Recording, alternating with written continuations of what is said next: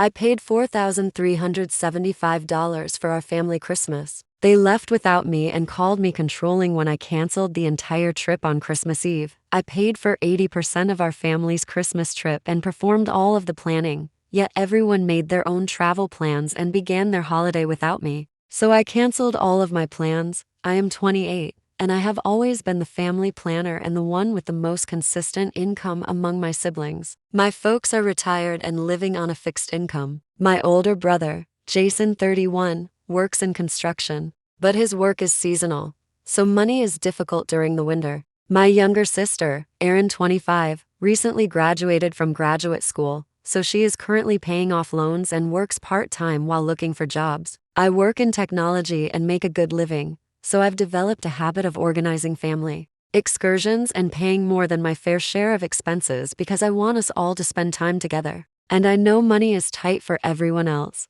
This began about 6 months ago when my mother commented how much she missed the huge family Christmases we used to have as children, and how it would be good to do something special now that Erin had graduated and Jason's fiancée, Lena, might be joining our family soon. I became enthusiastic about the concept and began researching choices for a family Christmas vacation. After looking into numerous options, I discovered this incredible mountain home that could comfortably sleep 8 people, had a large kitchen for cooking together, a fireplace, and a hot tub, the works. It was in Colorado, and the photos looked fantastic. The overall cost of a week-long stay during Christmas was $5,500, which made me choke somewhat. But I thought about how much joy it would bring everyone and how we hadn't been together for a holiday in nearly 3 years. When I mentioned the idea over our family group chat, everyone was really excited. Mom began talking about all the cookies she planned to bake. Jason stated that he and Lena were certainly in. Erin was overjoyed to have a white Christmas, and Dad was already planning which movies we would watch by the fire. Here's where I made what I considered a generous offer. I told everyone I truly wanted to make this happen for our family, and because I knew everyone's budget was tight, I offered to cover most of the expense myself. I proposed that I pay $4,000 of the $5,500, with the remaining $1,500 divided among my parents, Jason and Lena, Erin, and myself. That meant everyone else would only have to donate $375 each, which appeared much more feasible for their budgets. So my total would be $4,375 out of $5,500, or almost 80% of the cost. Everyone expressed their gratitude and stated it was really generous of me. Jason stated he and Lena couldn't have financed the trip otherwise. Erin burst into tears as she said how much it meant to her to have a family Christmas after such a tough year of graduate school, and my parents continued thanking me for making it possible for the entire family to get together. I felt great about being able to share this event with my family. I charged the entire $5,500 to my credit card and received confirmation for the cabin, with the idea that everyone would pay me their $375 parts before the vacation. Over the next 2 months, I was in charge of all the planning. I looked into local activities, discovered decent restaurants, planned meals we could prepare together, and scheduled everyone's time off from work. Everyone looked to be really interested and thrilled, sharing ideas and discussing how much fun it would be. About 2 months before the trip, I mentioned collecting everyone's $375 payments so that I could pay off my credit card. Everyone agreed and thanked me again for funding such a significant percentage of the bill. As we came closer to the trip, I began to see some worrying signals, but I tried to dismiss them since I didn't want to appear anxious or controlling.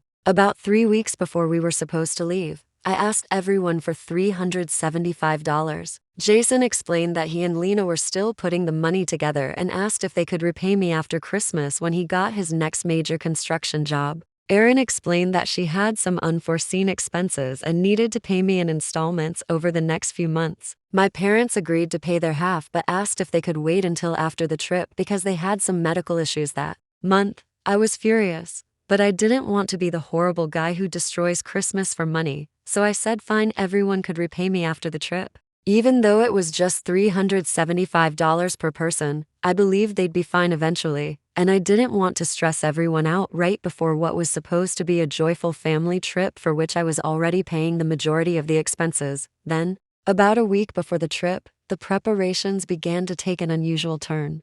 I had planned a detailed itinerary that included varied activities for each day, restaurant reservations, and grocery lists for our cooking nights. Everything was coordinated and shared with everyone, but the main difficulty began approximately 4 days before we were meant to go. I texted the group chat asking everyone to confirm their flight details so we could plan airport pickup timings, and then everything fell apart. Simply bad communication and different travel preferences. I was scheduled to fly out in the afternoon the following morning. I was anxious and upset, but I kept telling myself that maybe things would improve once we were all together. Around noon, I texted the group to see how everyone was doing and if there was anything I should pick up on the way from the airport. Jason responded back, stating he and Lena were having a great day and had discovered a great hiking track. They planned to spend the day exploring the region. Erin texted a selfie with her pal, saying they were having a great day catching up and planned to go skiing that afternoon. My parents sent a message saying they had checked into the cabin, it was gorgeous, and they were going to drive into town to explore. Reading those texts, I had a flash of clarity and recognized that everyone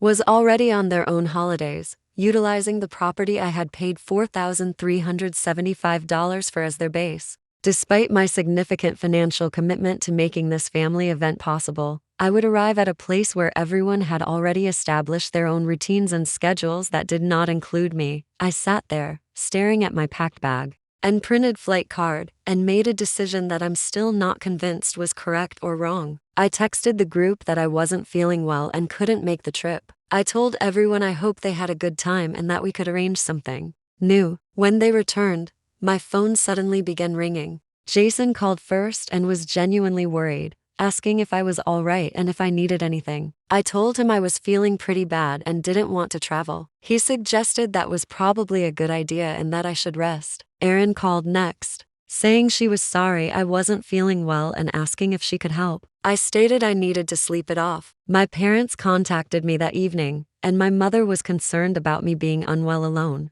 I felt bad lying to them, but I also thought that explaining the true reason I wasn't coming would only cause drama and ruin everyone else's trip, which I had largely paid for. For the next 2 days, I received intermittent texts from everyone, wishing I was feeling better and sending photos from their activities. Jason and Lena shared images of their hiking trips. Erin sent photos of herself snowboarding with her companion. My parents sent images of the cabin and the local Christmas market they went to. Everyone appeared to be having a good time, enjoying the vacation I had made possible. But then, on Christmas Eve, I started receiving various types of messages. Erin texted, wondering when I thought I'd be feeling well enough to join them, as she hoped we could conduct our present exchange soon. My parents called to see if I was feeling better and if I wanted them to set aside some of the Christmas supper they had planned. Jason texted to see if I was still going to come for the second half of the week. I realized that everyone was expecting me to show up at some time, even though they had all started the journey without me and had been doing their own things. It appeared that they wanted me to come finish paying for and organizing the family vacation they had already been enjoying on their own terms. I decided to be honest and wrote a message to the group chat, saying that I wasn't actually unwell, but that I felt hurt and excluded when everyone made separate travel plans and began the trip without including me in the coordination. I stated that it appeared that everyone was treating the trip I had planned and paid for mostly as individual vacation accommodations rather than a family event. The reaction did not meet my expectations. Jason called me right away and was furious, accusing me of lying to everyone and making them worried about me for no apparent reason. He said I was being deceptive and that everyone had still planned to spend time with me once I arrived. Erin texted, stating she was sad because I hadn't been honest about my sentiments and that she believed I was punishing everyone for not following my exact intentions. My parents called, and my father was really unhappy. He claimed I had been dishonest and was spoiling Christmas for everyone. He stated they had been looking forward to seeing me and couldn't understand why I was causing issues with travel itineraries. In all of these conversations, I tried to explain that I felt like everyone had prioritized their own individual vacation plans over the family trip we had supposedly planned together, and that it hurt to realize I was apparently the only one who cared about us actually spending the trip together. I pointed out that I had contributed over $4,000 specifically to make this family adventure possible, but no one seemed to get it, and everyone was fixated on the fact that I had lied about being unwell. Then my mother called me back and said something that truly hurt. She said that I had offered to pay for most of the trip and everyone had been thankful, but that didn't give me control over how everyone else spent their holiday. She accused me of being selfish and attempting to manipulate everyone into following my exact plans simply because I had paid for the majority of the trip. That conversation hurt because it made me realize that my family perceived my financial contribution as just paying for something, rather than making a significant sacrifice so that we could all have a family event. It appeared that they thought I had paid for the trip as a present with no expectations, rather than realizing that I had donated more than $4,000 because I wanted us to have a specific type of experience together. After that call, I was angry and wounded, and I took a decision that I knew would most likely make things worse. But I felt like my kindness was being utterly ignored. I had invested over $4,000 of my own money to create a family event, yet everyone treated it as if it were a subsidized individual vacation rental. I went into the Airbnb website and canceled our reservation because it was Christmas Eve and we were well within the stringent cancellation time. I lost the entire $5,500, which included the $4,375 I had paid as a gift and the $1,125 in donations I would never get. But I was so upset and felt misled that I no longer cared about the money. I just wanted everyone to understand that if they didn't want to participate in the family trip I had planned and mainly paid for, it wouldn't happen at all. I did not immediately tell anyone what I had done. I simply switched off my phone and attempted to have a quiet Christmas alone, which was dismal, but preferable to continuing to quarrel with my family. When I turned on my phone the day after Christmas, there were roughly 30 missed calls and several text messages. Apparently, everyone was shut out of the cabin on Christmas morning and discovered that the reservation had been canceled. The Airbnb owner apologized, but stated that the booking had been canceled by the person who made it, and there was nothing they could do because it was a vacation and the cabin was already reserved by other visitors. My family had to scurry for hotel rooms on Christmas Day, which were both expensive and limited in availability. Jason and Lena decided to go home that day because they couldn't afford hotel rooms for the rest of the week. Erin had to cancel her plans with her friend and go home early. My parents were able to obtain a hotel room, but the cost was nearly equal to their original $375 payment. The messages I received were not pleasant. Jason sent me a long text calling me selfish and vengeful, claiming that I had ruined Christmas for everyone and cost them money they couldn't afford to lose. Erin labeled me manipulative and couldn't believe I would punish everyone for not meeting my exact requests. My parents were horrified and disappointed. My father claimed he never imagined I would be so harsh to my own family. But what really irritated me was that no one mentioned that I had lost over $4,000 of my own money, or that I had spent months arranging a trip that everyone had virtually abandoned while still expecting me to pay for. Everyone was focused on how my cancellation had inconvenienced them, but no one seemed to acknowledge that their actions had also hurt and inconvenienced me, especially given my significant financial contribution.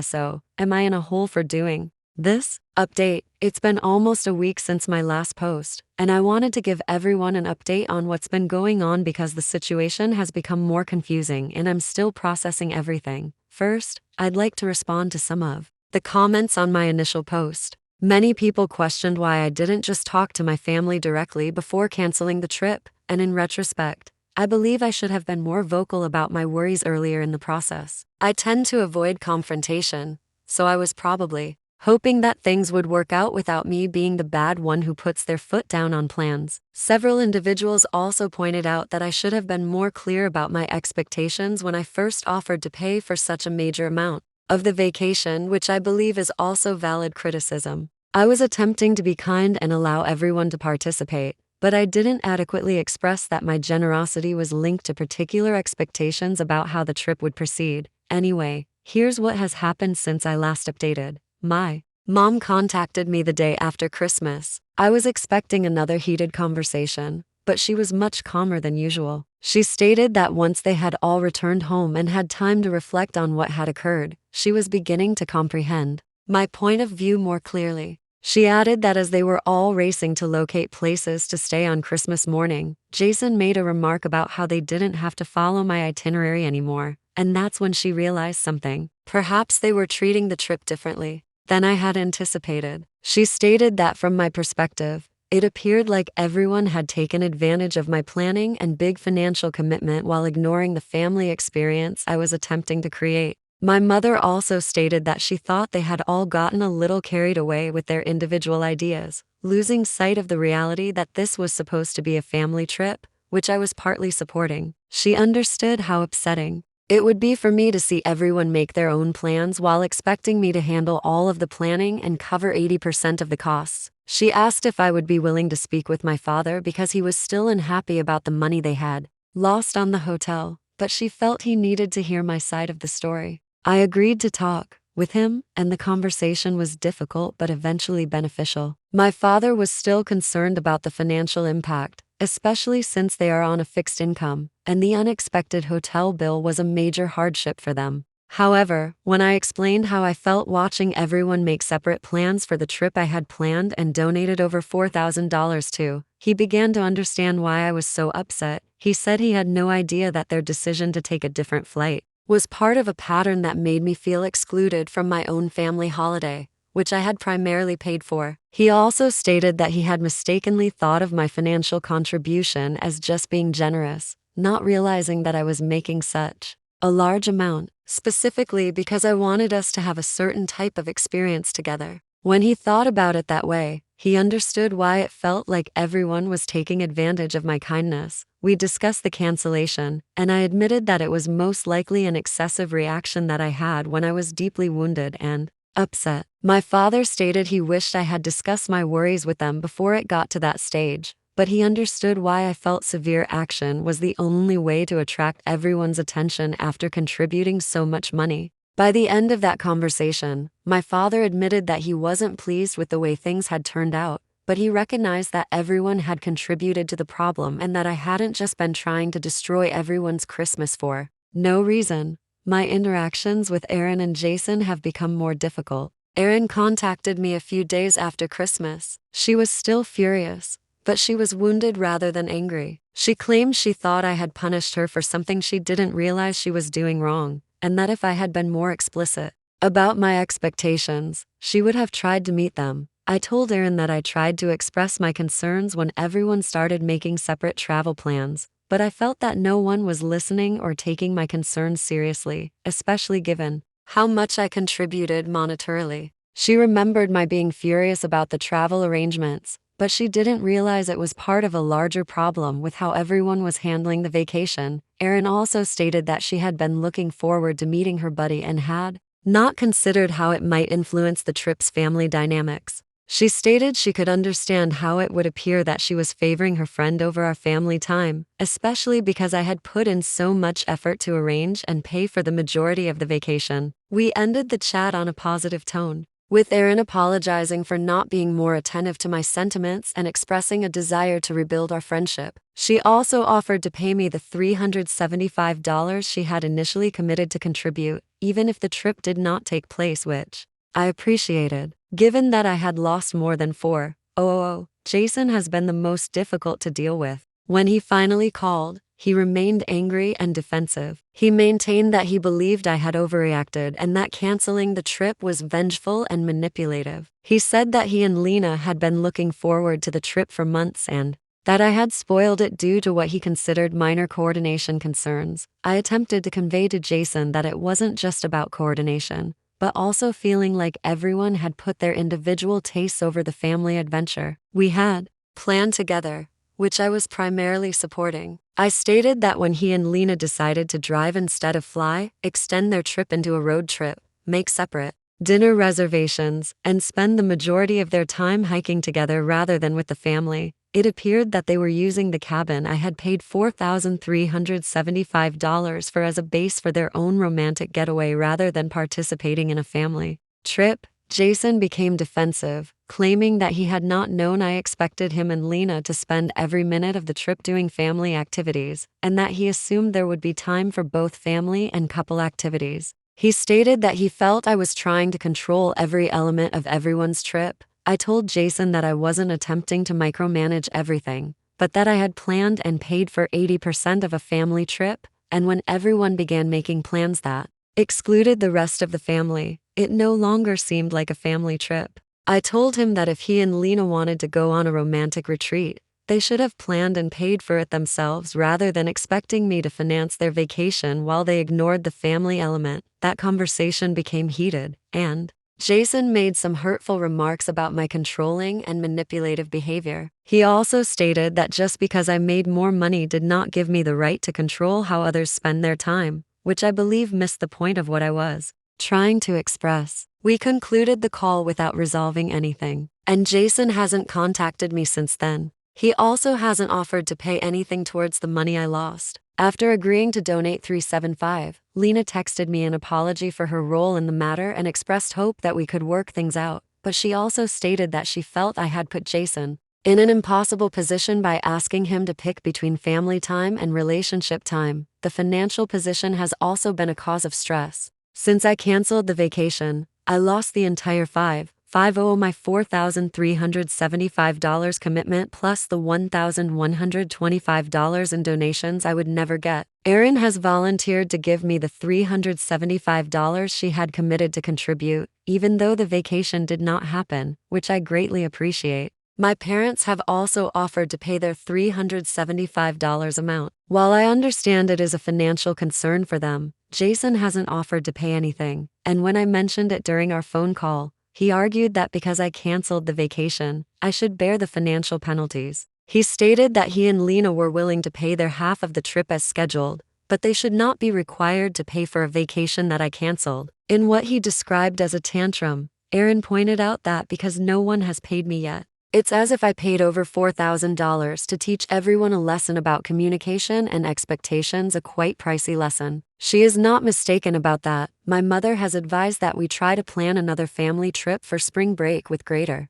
communication and expectations from the start. She stated that everyone gains something from this experience and that we may do better next time. I'm open to the notion, but I'm also concerned about falling into the same pattern where I wind up doing all of the preparation and paying for most of the trip while everyone else makes individual decisions that ignore the group. Erin has proposed that if we do organize another trip, we should have everyone pay their amounts in advance before making any bookings, and that we should have a clear understanding of what kind of vacation we're doing and what everyone's expectations are. That sounds like a fantastic plan to me, especially considering how much money I lost this time. I'm still unsure whether I was in the wrong in this case. I believe I could have dealt with my displeasure better and been more clear about my expectations earlier in the process, but I also believe my family took advantage of my generosity and failed to examine how their individual choices influenced the experience I was attempting to build and mostly fund for all of us. What I do know is that this entire experience has taught me that I need to be more specific about my expectations when planning events for my family, especially when I'm donating a significant amount of money. I can't assume that everyone shares my vision for how things should go, simply because they appear enthusiastic about the overall concept and grateful for my financial contribution.